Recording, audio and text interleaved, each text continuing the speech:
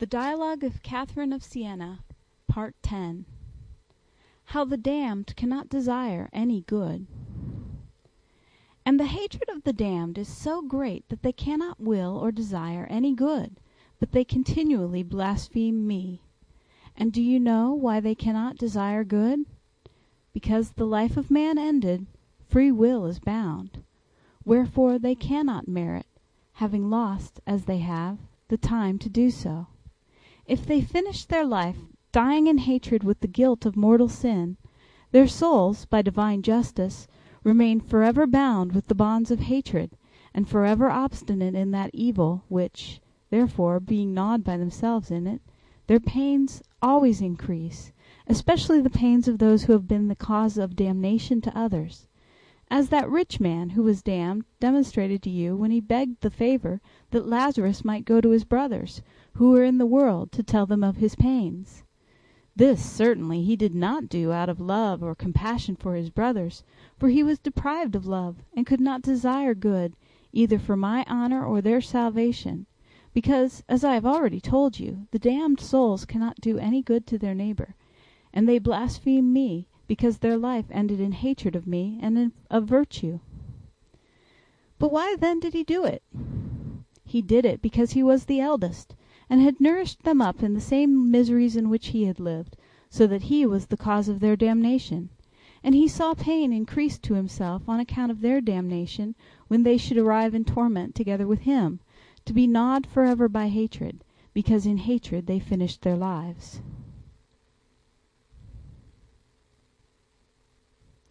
Of the glory of the blessed. Similarly, the just soul, for whom life finishes in the affection of charity and the bonds of love, cannot increase in virtue, time having come to naught. But she can always love with that affection with which she comes to me, and that measure that is measured to her.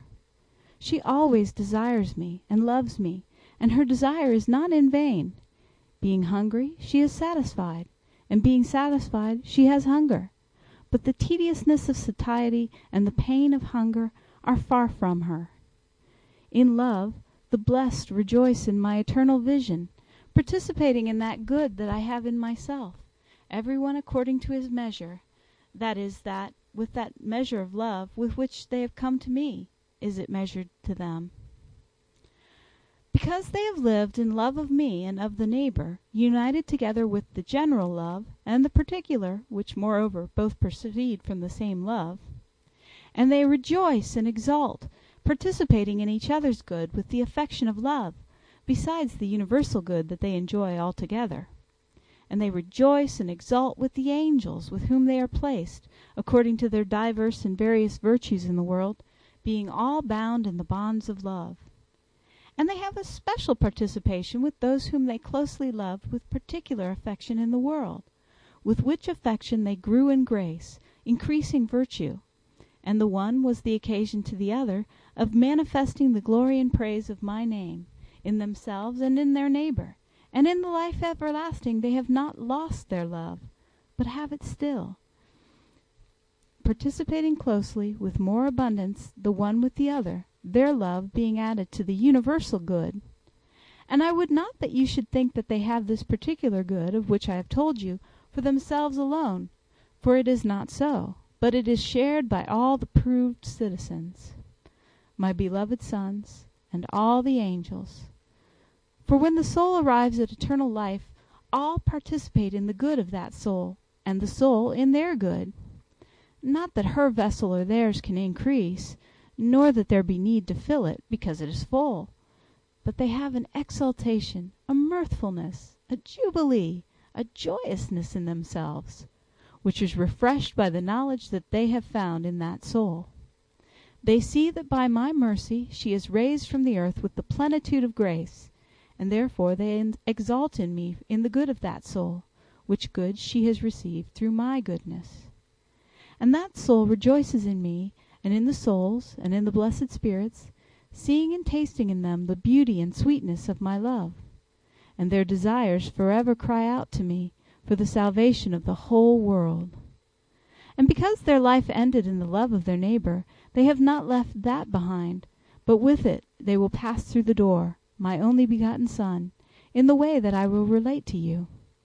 So you see that in those bonds of love in which they finished their life, they go on and remain eternally. They are conformed so entirely to my will that they cannot desire except what I desire, because their free will is bound in the bond of love, in such a way that, time failing them, and dying in a state of grace, they cannot sin any more.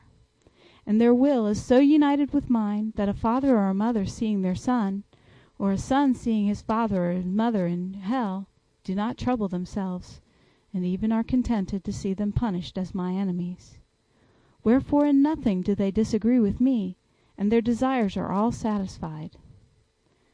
The desire of the blessed is to see my honor in you wayfarers, who are pilgrims, forever running on towards the term of death.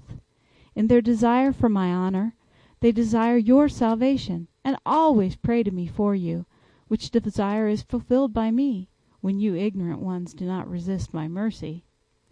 They have a desire, too, to regain the gifts of their body, but this desire does not afflict them, as they do not actually feel it, but they rejoice in tasting the desire, from the certainty they feel of having it fulfilled.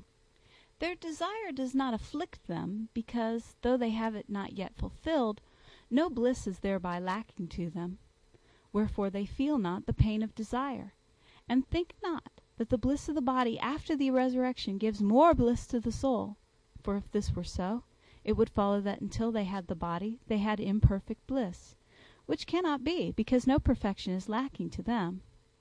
So it is not the body that gives bliss to the soul, but the soul will give bliss to the body, because the soul will give of her abundance, and will reclothe herself on the last day of judgment in the garments of her own flesh which she had quitted. For as the soul is made immortal, stayed and established in me, so the body in that union becomes immortal, and having lost heaviness, is made fine and light. Wherefore know that the glorified body can pass through a wall, and that neither water nor fire can injure it, not by virtue of itself, but by virtue of the soul, which virtue is of me, given to her by grace, and by the ineffable love with which I created her in my image and likeness. The eye of your intellect is not sufficient to see, nor your ear to hear, nor your tongue to tell of the good of the blessed. Oh, how much delight they have in seeing me, who am every good! Oh, how much delight they will have in being with the glorified body, though, not having that delight from now to the general judgment, they have not on that account pain, because no bliss is lacking to them, the soul being satisfied in herself. And as I have told you, the body will participate in this bliss. I told you of the happiness which the glorified body would take in the glorified humanity of my only begotten Son, which gives you assurance of your resurrection. There they exult in his wounds, which have remained fresh, and the scars in his body are preserved, and continually cry for mercy for you to me, the supreme and eternal Father. And they are all conformed with him in joyousness and mirth, and you will all be conformed with him, eye with eye, and hand with hand, and with the whole body of the sweet Word, my Son. And dwelling in me, you will dwell in him, because he is one thing with me. But their bodily eye, as I told you, will delight itself in the glorified humanity of the Word, my only begotten Son. Why so? Because their life finished in the affection of my love, and therefore will this delight endure for them eternally. Not that they can work any good, but they rejoice and delight in that good which they have brought with them. That is, they cannot do any meritorious act by which they could merit anything, because in this life alone can they merit and sin, according as they please, with free will. These then do not await with fear the divine judgment, but with joy, and the face of my Son will not seem to them terrible or full of hatred, because they finished their lives in love and affection for me, and good will toward their neighbor. So you see, then, that the transformation is not in his face, when he comes to judge with my divine majesty, but in the vision of those who will be judged by him. To the damned he will appear with hatred and with justice, and to the saved with love and mercy. How, after the general judgment, the pain of the damned will increase. I have told you of the dignity of the righteous, so that you may the better know the misery of the damned. For this is another of their pains, namely, the vision of the bliss of the righteous, which is to them an increase of pain. As to the righteous, the damnation of the damned is an increase of the exultation in my goodness. As light is seen better near darkness, and darkness near light, so the sight of the blessed increases their pain. With pain they await the last day of judgment, because they see following it an increase of pain to themselves. And so will it be, because when that terrible voice shall say to them, "Arise, you dead, and come to judgment," the soul will return with the body, in the just to be glorified, and in the damned to be tortured eternally. And the aspect of my truth, and of all the blessed ones, will reproach them greatly, and make them ashamed, and the worm of conscience will gnaw the pith of the tree, that is the soul, and also the bark outside, which is the body. They will be reproached by the blood which was shed for them, and by the works of mercy, spiritual and temporal, which I did for them by means of my Son, and which they should have done for their neighbor, as is contained in the Holy Gospel. They will be reproved for their cruelty toward their neighbor, for their pride and self-love, for their filthiness and avarice. And when they see the mercy that they have received from me, their reproof will seem to be intensified in harshness. At the time of death, only the soul is reproved, but at the general judgment, the soul is reproved together with the body, because the body has been the companion and instrument of the soul, to do good and evil according as the free will pleased. Every work, good or bad, is done by means of the body. And therefore justly, my daughter, glory and infinite good are rendered to my elect ones with their glorified body, rewarding them for the toils they bore for me, together with the soul. And to the perverse ones will be rendered eternal pains by means of their body, because their body was the instrument of evil.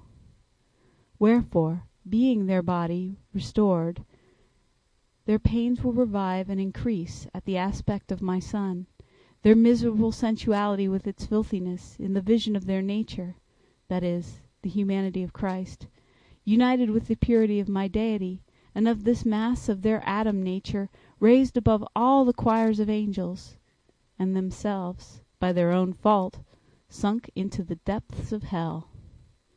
And they will see generosity and mercy shining in the blessed ones, who receive the fruit of the blood of the Lamb, the pains that they have borne remaining as ornaments on their bodies, like the dye upon the cloth, not by virtue of the body, but only out of the fullness of the soul, representing in the body the fruit of its labor, because it was the companion of the soul in the working of virtue. As in the mirror is represented the face of the man, so in the body is represented the fruit of bodily toils, in the way that I have told you. The pain and confusion of the darkened ones, on seeing so great a dignity of which they are deprived, will increase, and their bodies will appear with the sign of the righteousness that they have committed, with pain and torture. And when they hear that terrible speech, "Go, cursed ones, to the eternal fire," the soul and the body will go to be with the devil, without any remedy or hope, each one being wrapped up in diverse filth of earth, according to his evil works. The miser with the filth of avarice, wrapping himself up with the worldly substance which he loved disordinately, and the burning in the fire. The cruel one with cruelty, the foul man with foulness and miserable concupiscence, the unjust with his injustice, the envious with envy, and the hater of his neighbor with hatred. And inordinate self-love, whence were born all their ills, will be burnt with intolerable pain, as the head and principle of every evil in company with pride, so that body and soul together will be punished in diverse ways. Thus miserably do they arrive at their end who go by the lower way, that is, by the river, not turning back to see their sins and my mercy. And they arrive at the gate of the lie, because they follow the doctrine of the devil, who is the father of lies. And this devil is their door, through which they go to eternal damnation, as has been said, as the elect and my sons, keeping by the way above, that is, by the bridge, follow the way of truth, and this truth is the door. And therefore said my truth, no one can go to the Father but by me. He is the door and the way through which they pass to enter the sea Pacific. It is the contrary for those who have kept the way of the lie, which leads them to the water of death. And it is to this that the devil calls them, and they are as blind and mad, and do not perceive it, because they have lost the light of faith. The devil says, as it were, to them, "Whosoever thirsts for the water of death, let him come, and I will give it to him."